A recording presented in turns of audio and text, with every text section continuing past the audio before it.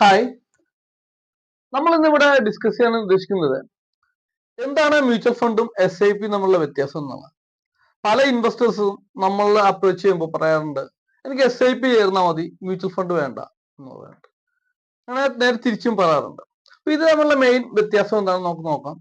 കാരണം first of all mutual fund എന്താണെന്ന് നമുക്ക് നോക്കാം. മ്യൂച്വൽ ഫണ്ട് എന്ന് പറയുന്നത് ഒരു കൂട്ടം ഇൻവെസ്റ്റേഴ്സ് നിന്ന് ഒരു ഫണ്ട് ഹൗസ് ഫണ്ട് കളക്ട് ചെയ്യുകയും അത് ഡിഫറെന്റ് സ്റ്റോക്കുകളിലും ഡിവഞ്ചറുകളിലും അങ്ങനെയുള്ള അസറ്റുകളിലൊക്കെ നിക്ഷേപിക്കുന്നതിനാണ് ഈ മ്യൂച്വൽ ഫണ്ട് എന്ന് പറയുന്നത്.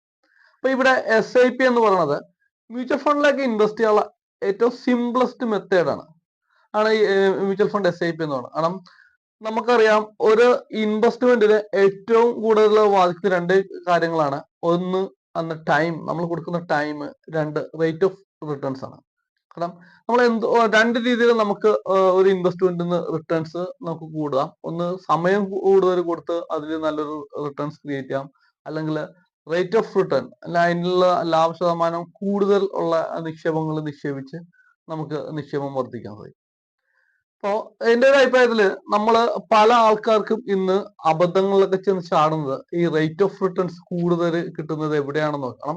എവിടെയും റേറ്റ് ഓഫ് റിട്ടേൺസ് കൂടുമ്പോൾ അവിടെ നമുക്ക് റിസ്ക് ഒളിഞ്ഞിരിക്കുന്നു എന്നുള്ളതാണ്. അപ്പൊ ഈ റിസ്കിനെ മാനേജ് ചെയ്യുന്ന ഏറ്റവും വലിയ ടൂൾ ആയിട്ട് മ്യൂച്വൽ ഫണ്ട് ഉപയോഗിക്കുന്നത് ഡൈവേഴ്സിഫിക്കേഷൻ ആണ്. ഈ ഡൈവേഴ്സിഫിക്കേഷൻ ആണ് ഇതിന്റെ മ്യൂച്വൽ ഫണ്ട് റിസ്ക് മാനേജ് ചെയ്യാനുള്ള ഒരു ഇമ്പോർട്ടന്റ് ഫാക്ടർ ആയിട്ട് നമുക്ക് മ്യൂച്വൽ ഫണ്ട് ഉള്ളത്. അപ്പൊ ഒരു യങ്ങർ ഇൻവെസ്റ്റർ ജോലി കിട്ടിയ ഉടനെ ഒരു ചെറിയ രീതിയിലെങ്കിലും മ്യൂച്വൽ ഫണ്ട് SIP ക്രിയേറ്റ് ചെയ്യുവാണെങ്കിൽ നല്ലൊരു എമൗണ്ട്, ഒരു കോർപ്ലസ് എമൗണ്ട് നല്ലൊരു സമയത്ത് ലോങ് പീരീഡിൽ ക്രിയേറ്റ് ചെയ്യാൻ സാധിക്കും.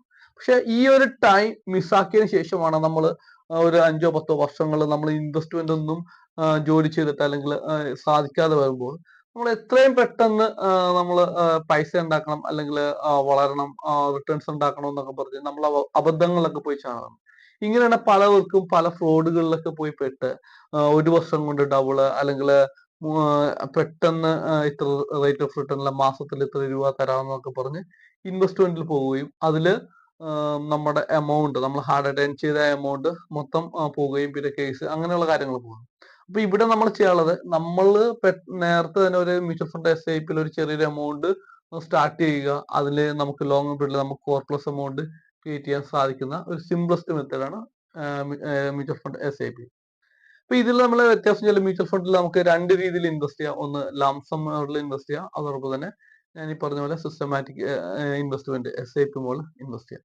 അപ്പൊ ഈ ഒരു വ്യത്യാസം, കാരണം രണ്ടും ഒരേ രീതിയിൽ തന്നെയാണ് ഇൻവെസ്റ്റ്മെന്റ് പോകുന്നത്. വ്യത്യസ്ത വേയിൽ ഇൻവെസ്റ്റ് ചെയ്യാം. മറ്റേത് സിംഗിൾ ആയിട്ട് ഇൻവെസ്റ്റ് ചെയ്യുന്നു, മറ്റേത് പീരിയോഡിക്കൽ ഇന്റർവെൽസിലായിട്ട് മ്യൂച്വൽ ഫണ്ട് SIP പോകുന്നു. Thank you.